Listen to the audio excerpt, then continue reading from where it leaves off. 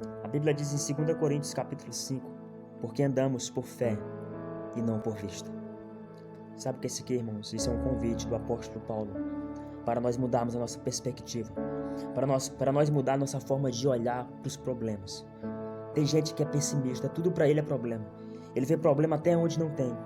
Lembra quando Jesus Cristo ele pede para os discípulos eles entrar no mar e eles começam a andar e Cristo aparece depois, eles estão desesperados porque a tempestade é grande, porque o problema é grande e eles enxergam um homem vindo andando sobre as águas, eles estão tão apavorados que aquilo que é a solução eles enxergam como um problema. Eles falam, é um fantasma. E às vezes você está da mesma forma. Às vezes a solução está vindo. Às vezes o problema vai ser resolvido e você enxerga a solução como um problema. Sabe, a gente tenta ter fé e a gente falha. Pedro, ele tentou usar a fé dele e ele usou a pequena fé que ele tinha e ele começa a andar sobre as águas. Mas foi o único que usou a fé dele. Por mais que a tua fé seja pequena, use a sua fé. Porque Pedro aqui, ele começou a olhar com a visão de Cristo. Ele falou assim, eu posso andar com ele, eu vou andar sobre as águas. E ele começa a andar sobre as águas, mas depois ele começa a ficar com medo, porque ele começa a mudar a perspectiva.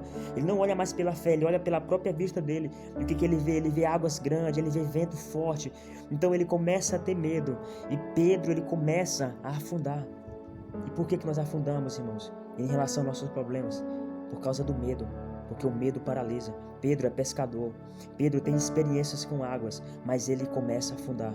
Porque Pedro está começando a perder Cristo de vista. E muitas vezes nós estamos nessa mesma forma.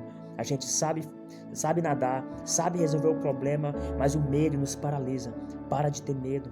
Começa a confiar em Cristo. Olha o que Cristo faz, irmãos. Ele pega na mão de Pedro e ele fala, levanta, homem de pequena fé. Não seja um homem de pequena fé, meu irmão.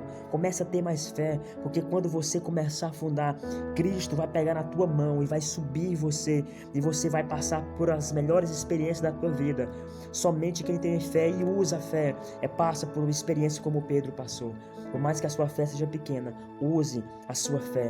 Comece a olhar pela perspectiva de Deus. Não ande pela vista, ande pela fé.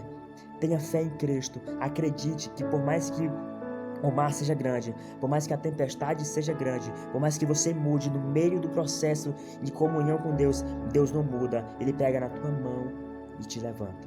Não temas, porque Deus é contigo.